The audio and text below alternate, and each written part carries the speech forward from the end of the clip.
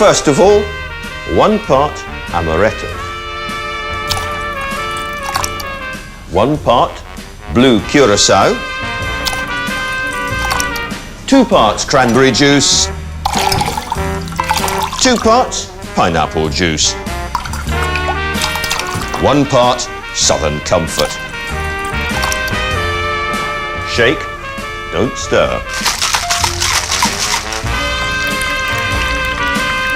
And this is the bathwater cocktail, created for and named after the so-called Bath and Bottle Party, the most notorious cocktail party in British history.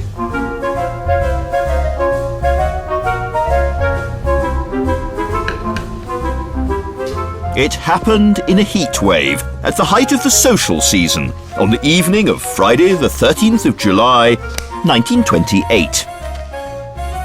The hosts, Babe Plunkett Green, Elizabeth Punsonby, Edward Gaythorne Hardy, and Brian Howard. The venue, St George's Swimming Baths, Buckingham Palace Road, Belgravia. The Daily Express gossiped about the edgy Negro jazz band, and costumes of the most dazzling kinds and colours. Even the waiters wore bathing suits as they served the bathwater cocktail. This was the party that would come to symbolise an era, and if you've ever been to a nightclub, drunk a cocktail or taken drugs, then you too have been shaken and stirred by the frenzied spirit of these extraordinary years. In the 1920s, Imperial Britannia is sliding from view, and modern Britain is stumbling out, almost like an adolescent, asking endless questions, a bit contemptuous of the past, trying everything new. The young called themselves the post-war generation, no idea that another war was on the way. And in this age of questions, if there's one that underpins all the rest, it's simply this: how best shall we live?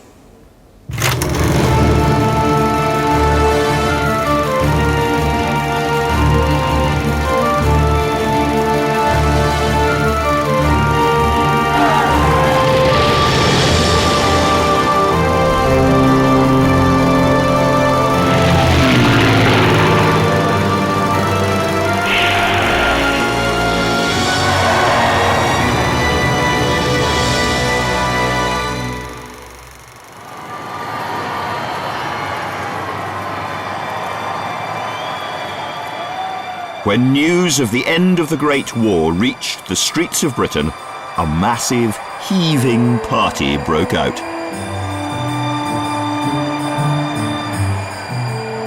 There were wild scenes for 3 days and nights, with drunkenness and even copulation on the streets.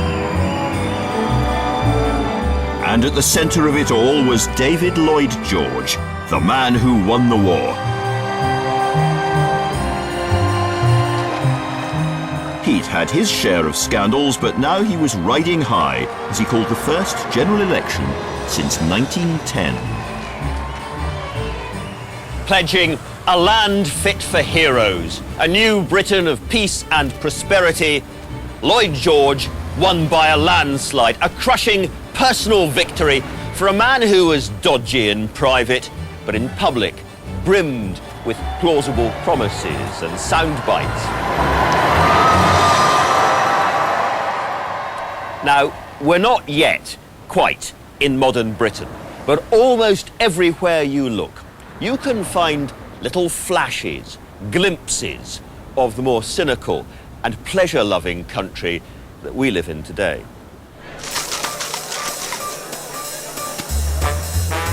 A great new age of experiment had arrived in politics, writing, art, sex and drugs. Nightclubs catered for a new urban scene, open to anybody with enough cash and a clean shirt front. When the bright young things had tired of their latest party, they could go along to a club and shimmy, heebie-jeebie, do the camel walk or the black bottom into the early hours. And the queen of the night was a remarkable woman, known in clubland as Marr Merrick. A respectable woman divorced by her husband, Kate Merrick said she went into business to pay for her daughter's education at Rodine.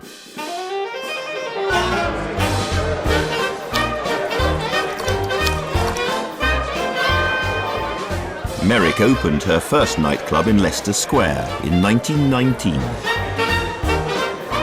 Soon celebrities were rubbing shoulders with new money and old royalty, refugee Russians and gangsters on the make. The local gangsters targeted Merrick herself. One even beat her up for refusing him entry, and yet her little empire of the night continued to expand. The Manhattan, the Little Club, the Silver Slipper, and many more.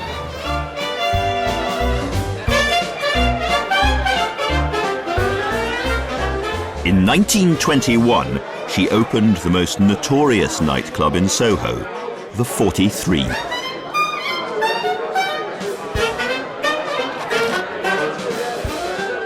If Kate Merrick was the face of the fun-loving 20s, then the round pink face of disapproval belonged to a man known without affection as Jix, Sir William Joynson Hicks, who became Home Secretary in 1924.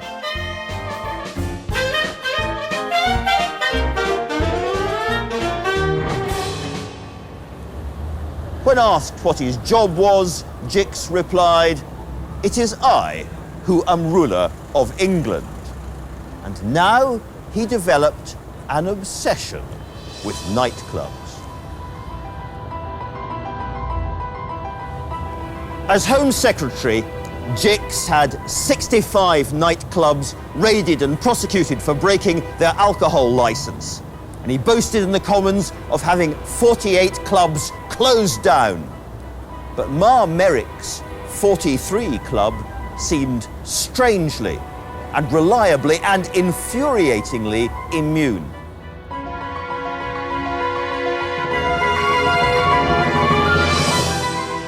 At long last, the reason became clear. A senior member of the Soho Vice Squad was taking bribes to protect her.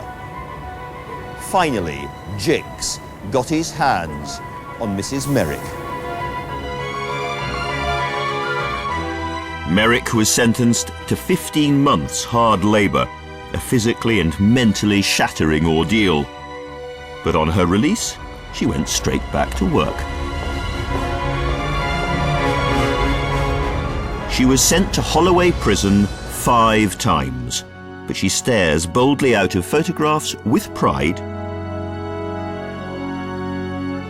And 2 of her impeccably educated daughters married into the peerage. But this kind of social mountaineering was only for a few. The vast majority of people lived and died as struggling underdogs.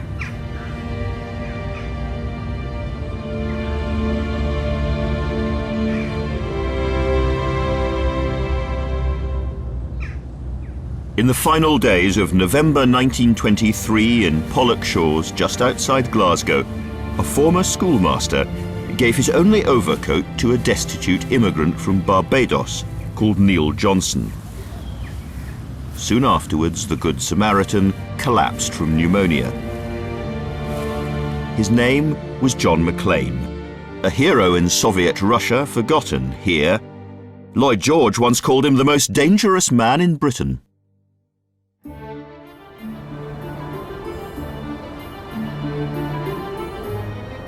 Maclean's dreams of a better world were inspired by Marxist thinking and the Russian Revolution, and in Glasgow these dreams seemed about to be fulfilled. In early 1919, the Red Clydesiders demanded a 40-hour working week and threatened to call a general strike. Maclean tried to persuade the union leaders to postpone the strike for at least a month, so the much more politically powerful English coal miners could be rallied to the cause, but they wouldn't listen. On the 27th of January, 40,000 Glasgow workers came out on strike, and by the next day, that number had almost doubled.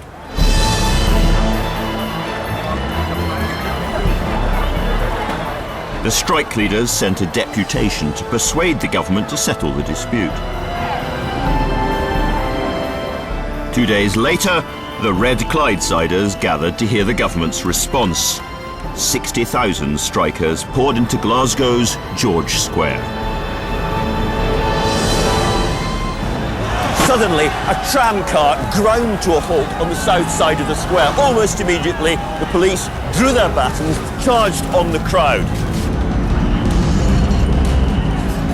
The police then made a second charge up the east side of the square.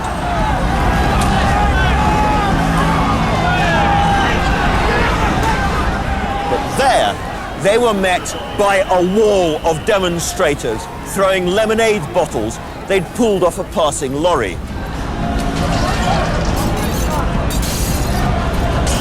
Inside the city chambers, the meeting broke up.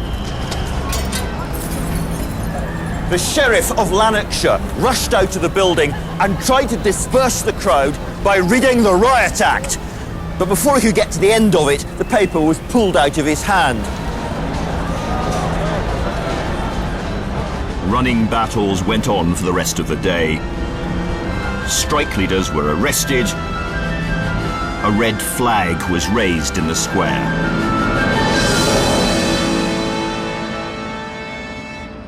Down in London, panicky ministers were meeting to discuss what was already being called Bloody Friday. But they were reassured to be told that 6 tanks and 100 lorry loads of soldiers were being sent north by rail that very night.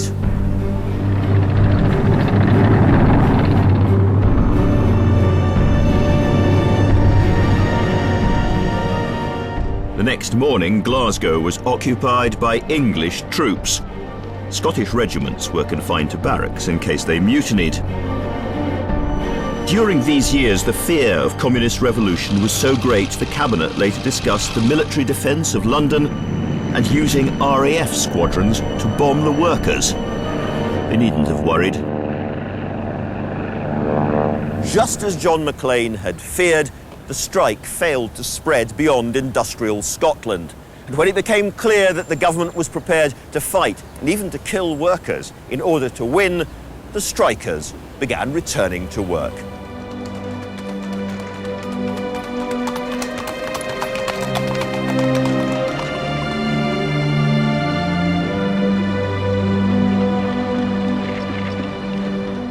John Maclean was bitter and close to broken. During the war, he'd been to prison 5 times for inciting rebellion, suffering hard labour, sleep deprivation and force feeding. In November 1923, Maclean, who had double pneumonia, finally collapsed. He was actually in the middle of making a speech, and he was carried off the open-air platform and taken home to die.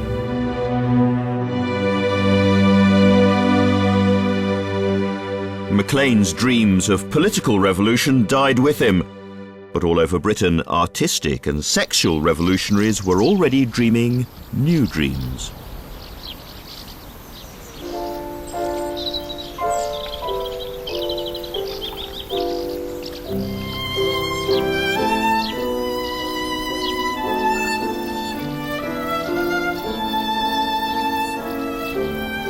Garsington Manor in Oxfordshire, once the home of an unconventional aristocrat, Lady Ottoline Marr. Nearly 6 feet tall, with turquoise eyes and thick red gold hair, she was known around the village as the Gypsy Queen. Marr turned Garsington into the country seat of the Bloomsbury set.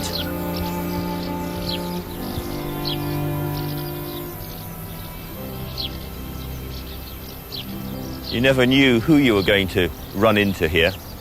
Virginia Woolf was a regular visitor. At Garsington, she said, even the cabbages are scented. One morning, after swimming in the lake, the pacifist philosopher Bertrand Russell emerged, stark naked, to find himself confronted by the then Prime Minister, Herbert Asquith, who was himself very busy chasing a beautiful young artist. Garsington was an exquisite, warm haven for novelists, poets, philosophers, politicians and artists.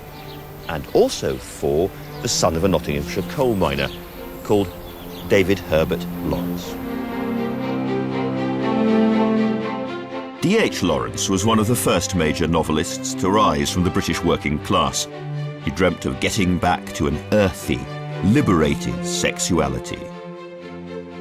And of a new frankness between modern men and women. They became mutually bedazzled, the peacocky lady and the cocky young writer. It was a very English story. They spent hours at a time together, walking in the countryside and talking. Here, one feels the real England, said Lawrence. This house of Otterleen's. It is England. She said of him, his vitality and presence seems to make every moment of the day throb with its own intense life. Lawrence and the lady, there is a deep spiritual bond between us, he said, deep to the bottom.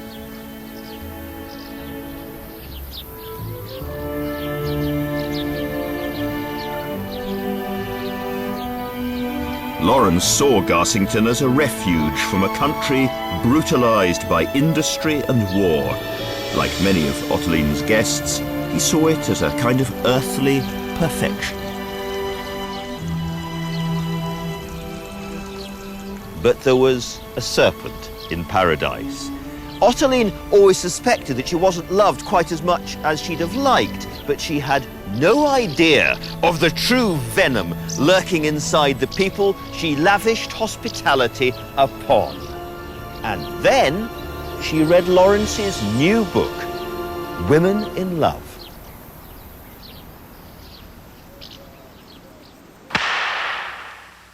We have devised an entertainment for you in the style of the Russian ballet. Lawrence introduces a tall, rich eccentric, Lady Hermione Roddice.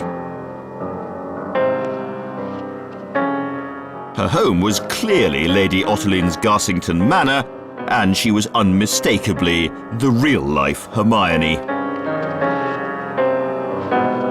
The novel was later made into a film by Ken Russell. Lawrence describes Hermione as being impressive but macabre, remarkable but repulsive. It's a merciless character assassination aimed directly at Otterleen and everything she stood for.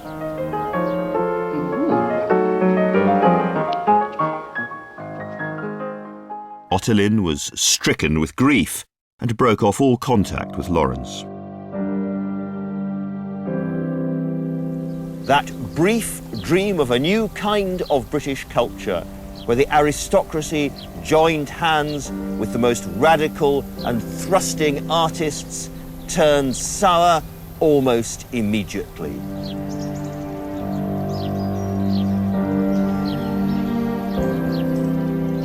Lawrence's fiery belief in sexual liberation would influence Britain right into the 1960s and beyond. But the good times at Garsington came to an end in 1927, when Otterleen ran out of money and was forced to sell.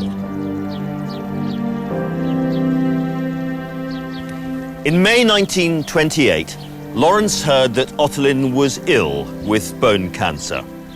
By then, he was dying himself from tuberculosis, and he tried to say sorry. In a letter to her, he said, "You've influenced lots of lives, as you have influenced mine. through being fundamentally generous and through being Ottoline. There's only one Ottoline, and he called her a queen among the mass of women. But the miner's son and the lady never saw one another again.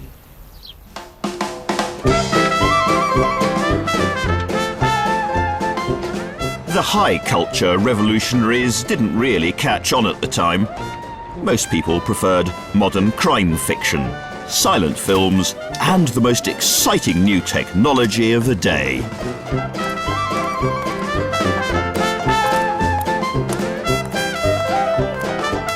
One evening in June 1920, a crowd was gathering outside the Marconi Works in Chelmsford, Essex, waiting breathlessly for the Australian-born opera singer Dame Nellie Melba.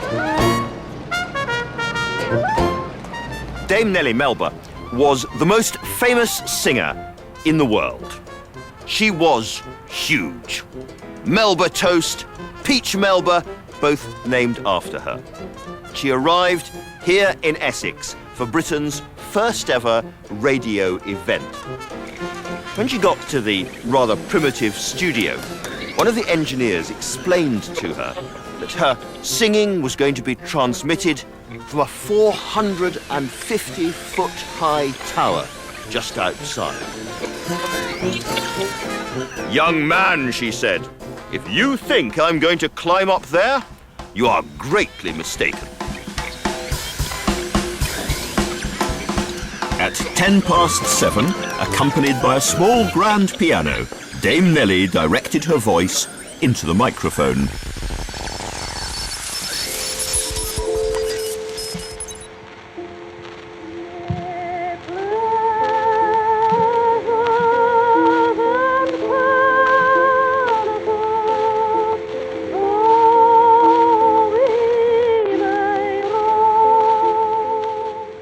The 30-minute concert, sung in English, French and Italian, began with Home Sweet Home and ended with a single verse of God Save the King.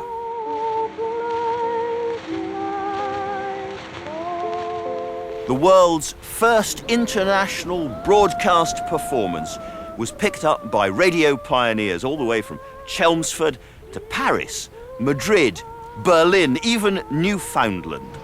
The next day, the papers reported that the songs came over mellow and perfect without scratch or jar. Radio 1, late-night talk shows, Terry Wogan. This is where it all began.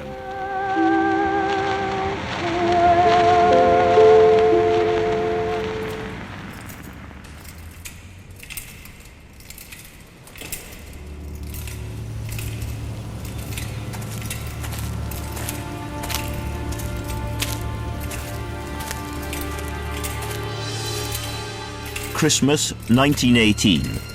Lincoln Prison. An Irish prisoner is serving at Mass.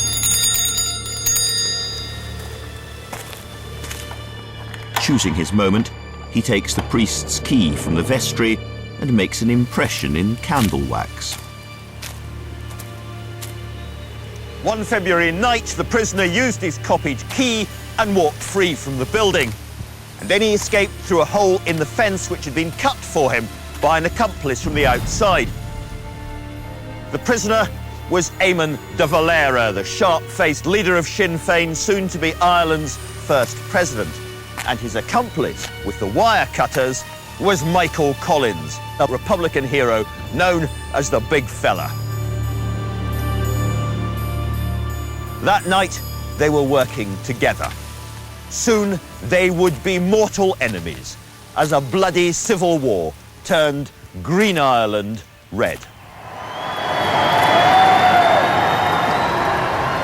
In January 1919, Sinn Féin declared Ireland's independence and formed its own parliament, the Dáil. This was an assault on the Empire as well as the United Kingdom.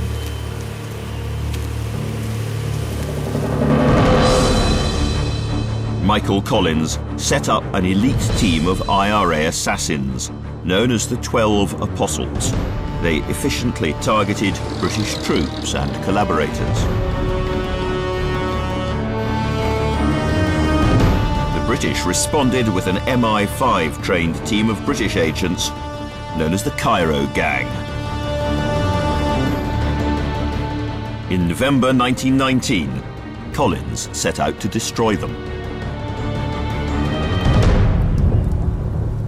At 8 one Sunday morning, the 12 apostles burst into 8 houses and shot 14 British agents dead.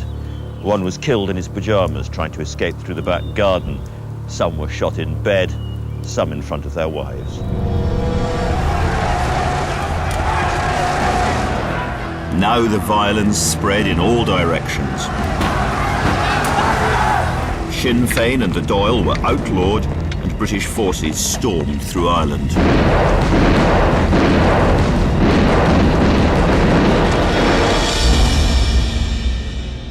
After 18 months of terror, Eamon de Valera and Lloyd George agreed to a truce.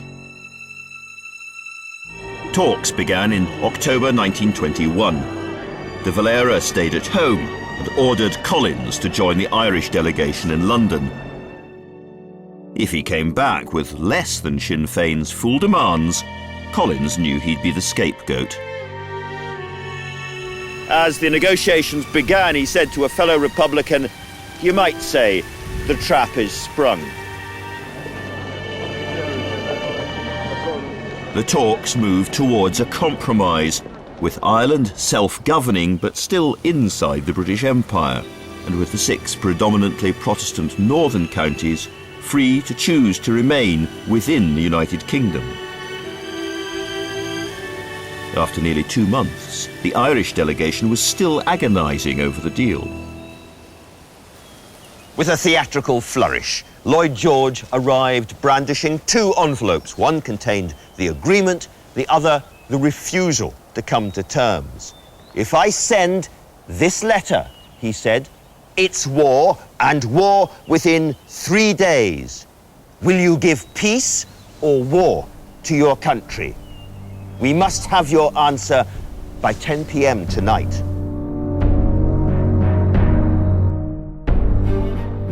One by one, the Irish representatives signed the agreement. Michael Collins believed he was giving Ireland something it had wanted for 700 years. But that night, in his lodgings, he wrote, "Early this morning, I signed my death warrant." Back in Dublin, the treaty was narrowly voted through in the Dáil, but Eamon de Valera denounced it as a betrayal and resigned. Collins and de Valera were now enemies in a cruel civil war dividing Republican families and friends.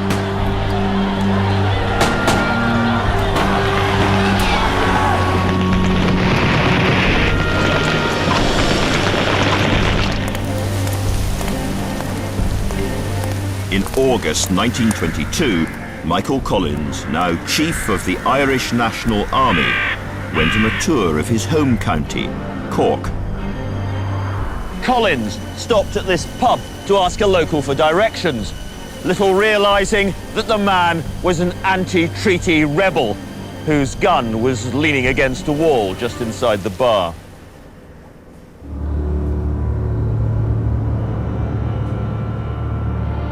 That evening, Collins came back along the same road. A rebel ambush was waiting. They'd been here for hours, and some of them had given up and gone back to the pub, but not all. At 8 o'clock, the convoy came round the corner.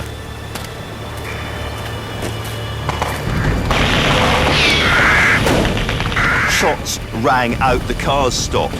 Collins jumped out and returned fire from behind his car. When he saw some rebels running up the hill, he stood out into the open, and standing about here, Michael Collins was killed with a single shot to the head.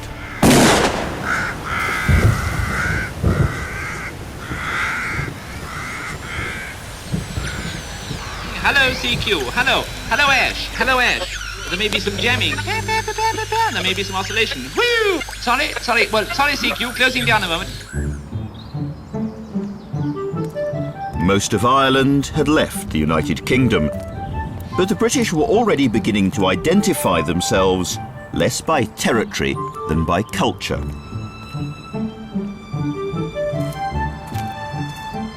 Regular radio broadcasting began in 1922.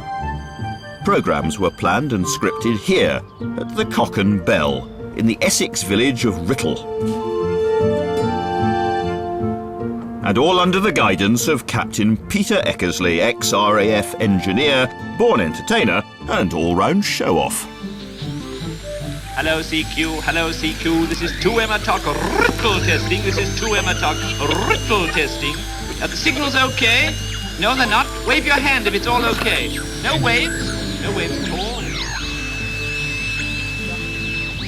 To start with, Peter Eckersley and his tiny team were only authorised to broadcast for half an hour a week, Tuesday nights.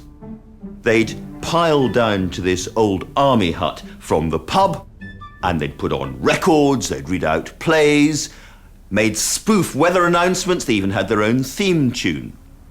The nearness of a microphone can do strange things to people, and as time went on, Eckersley's exhibitionist tendencies became more and more pronounced.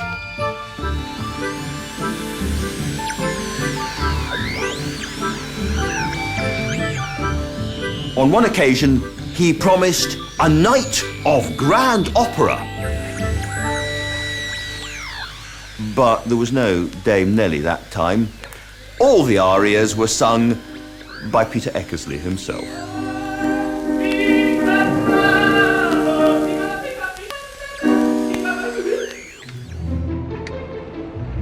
But Captain Eckersley was about to have his wings clipped. On the 14th of November 1922, the British Broadcasting Company was established.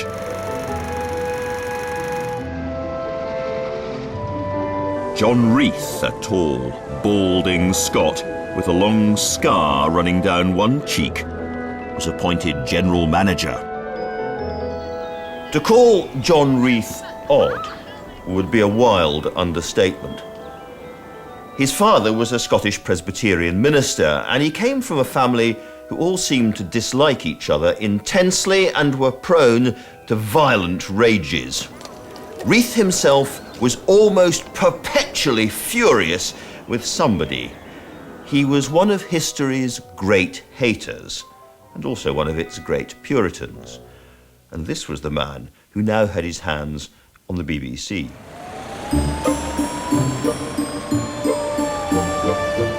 Reith appointed Peter Eckersley as his chief engineer and set to work shaping the future of British broadcasting.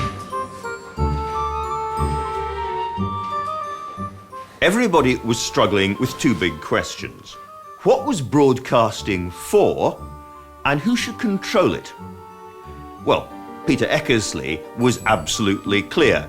Every week, he and his team would trundle this piano down from the Cock and Bell pub to his ex-army hut, essentially because they wanted to entertain their listeners. Reith completely disagreed. For him, broadcasting was about information, education, and high culture. So who was going to decide? Well, that at least was becoming clear. John Reith would decide. John Reith was in charge. And in 1929, Captain Eckersley got divorced, and John Reith sacked him.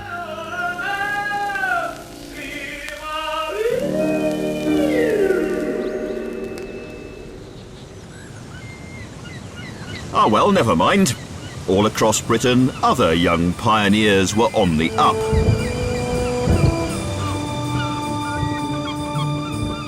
In the summer of 1921, a teenager called Frank Taylor approached a bank manager in Blackpool for a loan of £400. It would help him transform the way this country looked. Frank needed 400 quid to build 2 houses. 349 number 347, Central Drive, Blackpool. They've since been extended into a terrace. These are very ordinary houses. These are very special houses. Frank wanted them for his parents and his uncle Jack. Now, Frank was only 16 years old, but he got the plans approved himself, and as he said later, he was ready to do anything to get these houses built as quickly and as economically as possible. Taylor set about learning how to build a house with his own hands. Bricklaying, hod carrying, carpentry, the lot. Before these houses were finished, before the roofs were even on, passers-by were stopping and asking to buy them. Well, he couldn't resist. He sold each of these houses for £1,000. That was 100% profit. And Frank asked himself, building houses for the British. Perhaps there's money in this.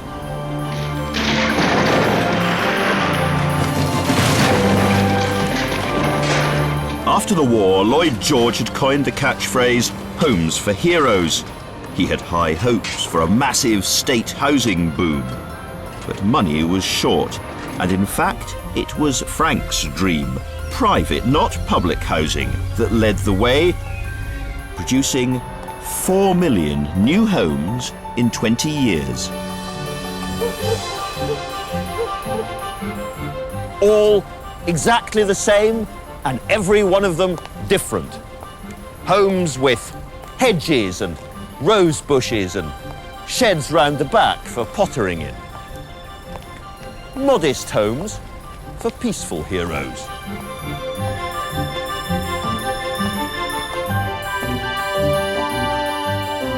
Back at the start, Frank Taylor's building business had a problem.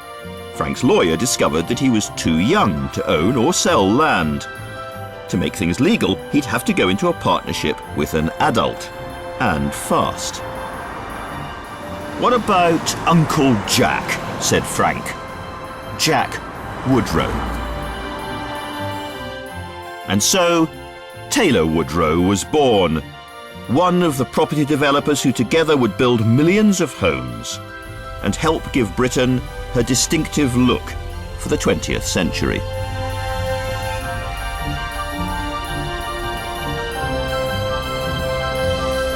The 20s produced the triumph of modern private housing, but they also gave us a modern political curse: sleaze. One evening in September 1920, a socialist maverick called Victor Grayson walked into a bar in London.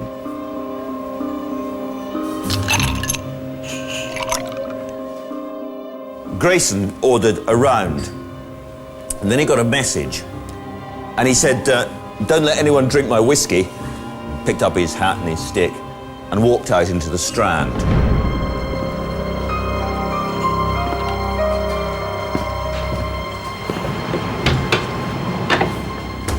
His friends never saw him again.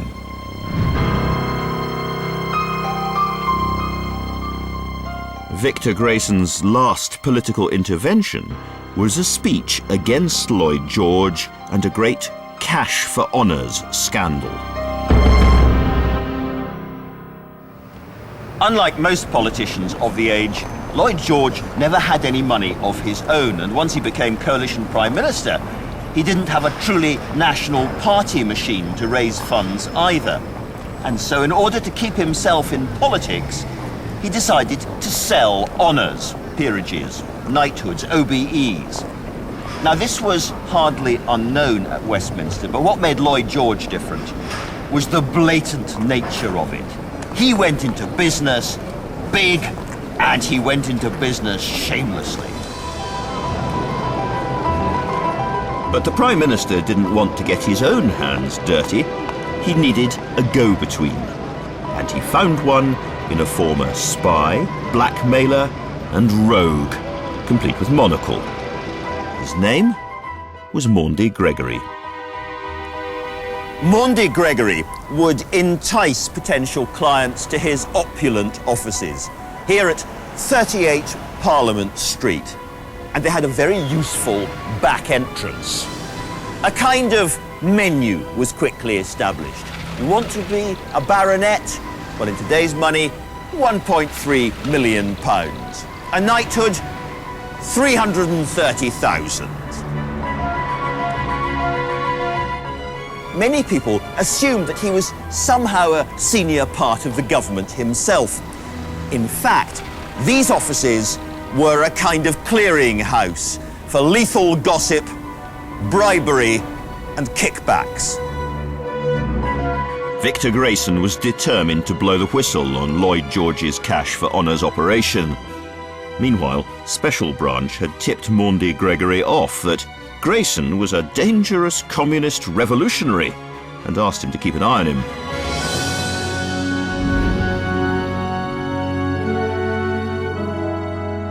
When Victor Grayson realised that Gregory was spying on him, he was more than ever determined to expose him. And eventually, with enormous guts, he made a blistering speech in Liverpool in which he said, "This sale of honours is a national scandal. It can be traced all the way down from number 10 Downing Street and to a monocled dandy with offices in Whitehall. I know this man, and one day I will name him." Now events began to take on a sinister edge. In September 1920, Grayson was attacked and beaten up. 8 days later, he disappeared.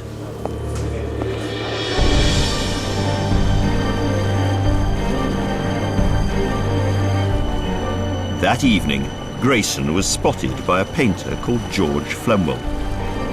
Flemwell was painting a landscape close to a small island on the Thames near Hampton Court. Two men caught his attention as they passed by in a newfangled invention, an electric canoe. As it happened, Flemwell had painted Grayson's portrait and he recognised him immediately. He watched as they moored on the island and saw them go into this bungalow, Vanity Fair.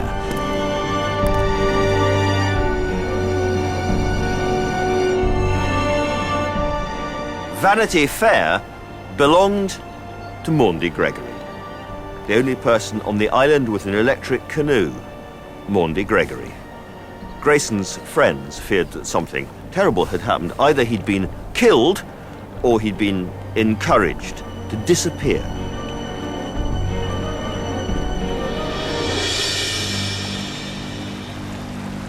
With Grayson out of the picture, Lloyd George's honours racket continued.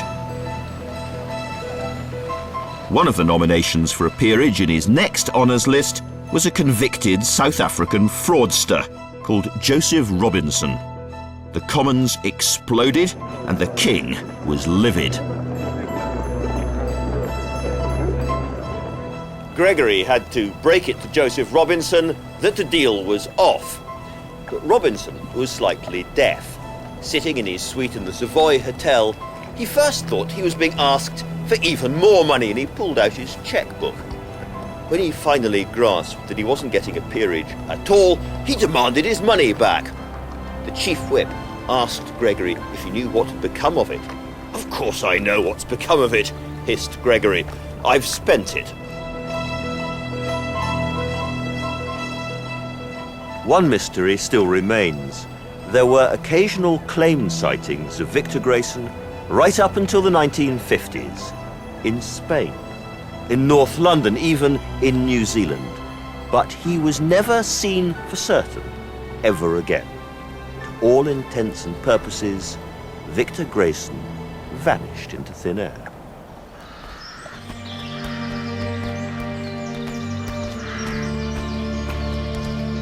The rather mucky Welsh wizard was still heading a Conservative-dominated coalition, but he was reaching the end of his long political road.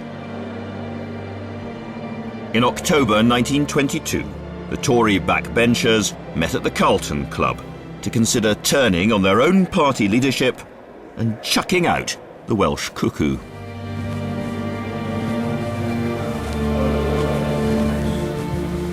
Speaking against Lloyd George were two Conservative leaders in waiting, Andrew Bonar-Law, who was ill, and Stanley Baldwin, who did the talking. Stanley Baldwin's speech was plain but devastating. Yes, Lloyd George was a dynamic force. But, he said, a dynamic force is a terrible thing. This one had smashed Liberals and could smash the Conservatives too. They voted by 185 to 88 to cut loose and stand as an independent party. And the Conservatives have never forgotten this moment. Even to this day, their backbenchers call themselves the 1922 Committee, their badge of independence from power-drunk Westminster grandees. Britain would be spared another dynamic force for many years to come. This was an age of political pygmies. Over the next 2 years, Britain had 4 prime ministers: Bonar-Law, Stanley Baldwin, and Britain's first Labour Prime Minister, Ramsay MacDonald. He only lasted 10 months. Oh yes, and then Stanley Baldwin again. But there was one big beast prowling around. After 20 years with the Liberals, Winston Churchill returned to Parliament as the Conservative MP for Epping. He was hoping Baldwin would offer him a modest government job.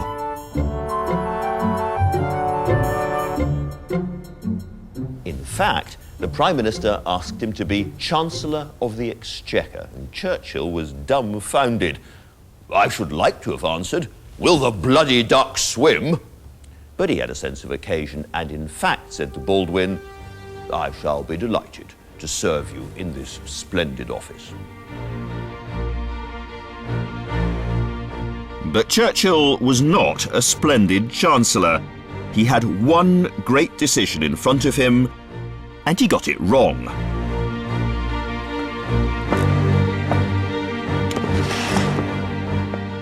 In March 1925, he summoned 4 economists to dine at the Treasury to thrash out the burning economic issue of the day, the gold standard. The gold standard simply meant fixing the price of national currencies to a certain amount of gold, providing a clear, transparent system which had underpinned the huge boom in world trade in the golden years before the war. Globalization with Britain at the centre. But during the war, the British economy had been bled dry, and the City of London had lost its prime position to New York. The radical young economist John Maynard Keynes thought that going back to gold would devastate Britain's already weakened industry. By instinct, Churchill was also against, but the Treasury experts said that going back to the clear, transparent system of the pre-war world would make the city great again.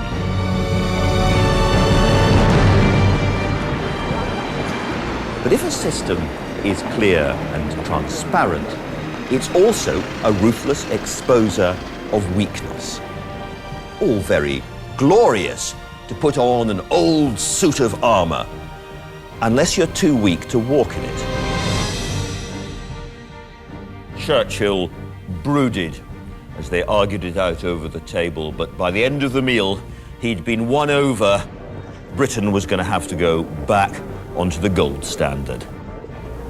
But there was no mood of celebration over this dinner. As one of them put it, it will be hell. And hell it was. The return to the gold standard made British exports more expensive, including coal. And with more than 1 million miners, the coal industry was the country's largest employer.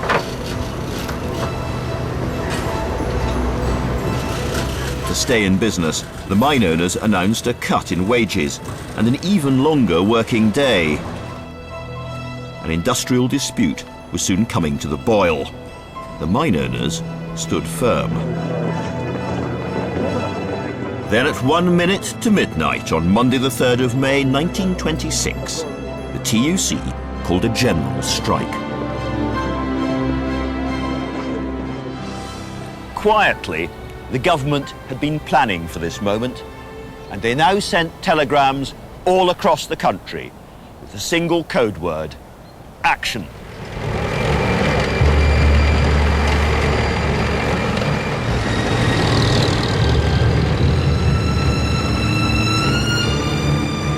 All Army and Navy leave was immediately cancelled. 2 battleships dropped anchor in the Mersey. 2 infantry battalions marched through Liverpool. Bring it on! If the revolution was coming, the authorities were determined to show they were ready for it.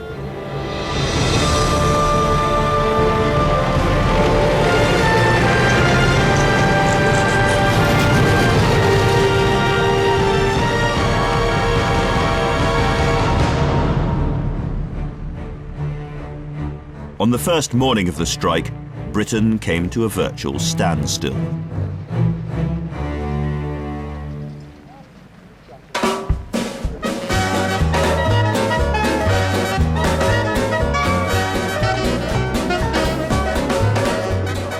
But the government already had a small army of strike-breaking volunteers at its disposal.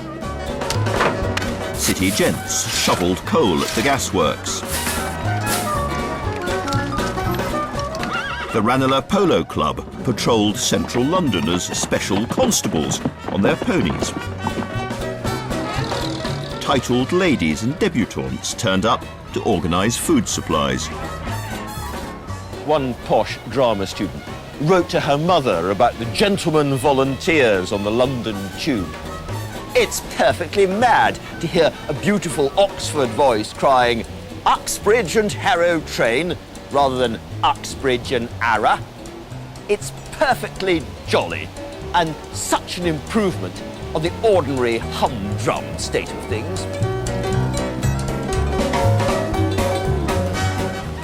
But it was the railways that attracted the real toffs. The Honourable Mrs. Beaumont led stable duty at Paddington. Lord Monkswell was a signalman at Marylebone. And the Honourable Lionel Guest successfully drove a train all the way from Liverpool Street to Yarmouth.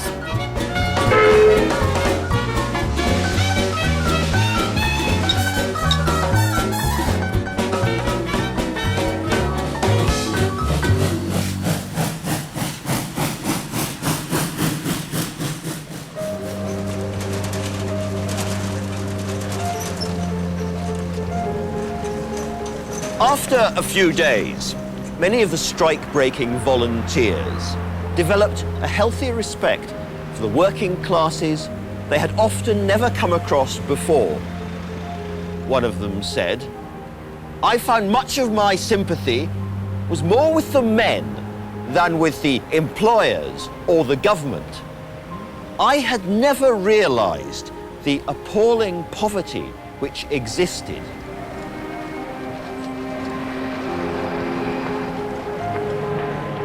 By the 5th day of the strike, London was running short of flour and bread. At 4 a.m, the government sent a convoy of lorries and armoured cars to take food from the docks by force.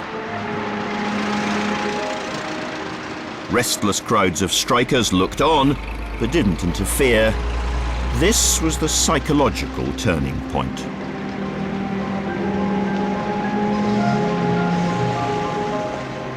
At noon, on the 9th day of the strike, Arthur Pugh, the leader of the TUC, contacted Baldwin to tell him that the strike was to be terminated forthwith. Baldwin wasn't quite sure he'd heard properly. "Forthwith," replied Pugh. "That means immediately."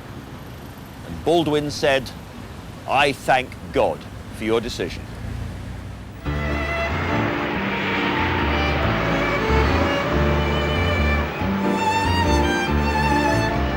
The strike was over, and for some, the good times still rolled on. In June 1928, a crudely printed party invitation began arriving at some of the best addresses in Mayfair and Belgravia. This was to be the most outrageous party of the season, and it was being held at the local swimming baths.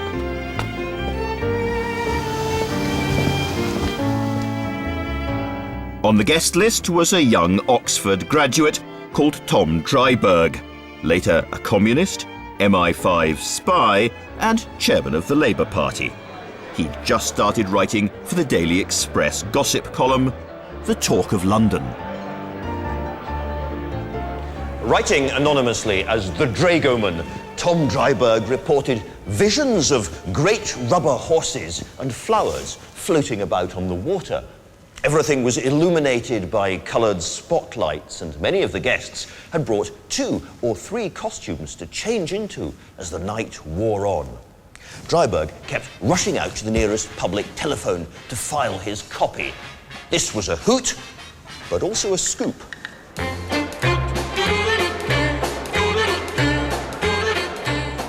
The guests included the brightest of the bright young things, Mayfair debutantes, the children of lords and government ministers, and a slender it girl with a weakness for hard drugs called Brenda Dean Paul.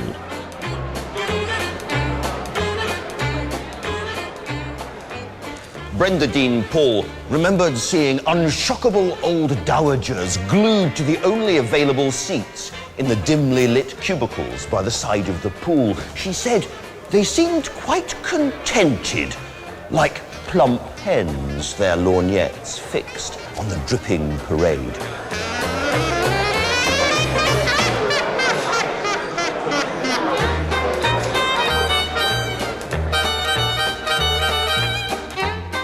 The bath and bottle party would turn out to be the beginning of the end for Britain's roaring 20s.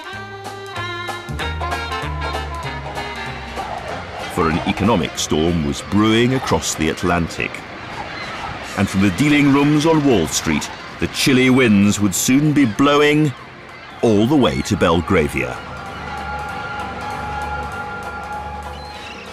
For the bright young things, the end of the bath and bottle party was a premonition.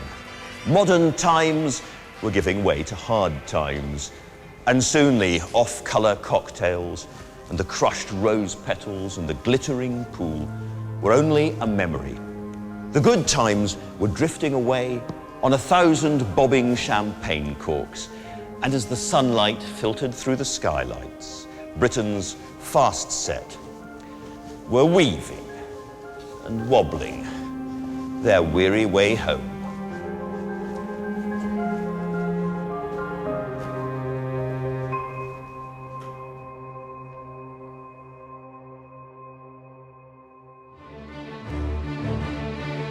In the next programme, black shirts, green shirts and Gracie Fields, Butlins and Mrs. Simpson.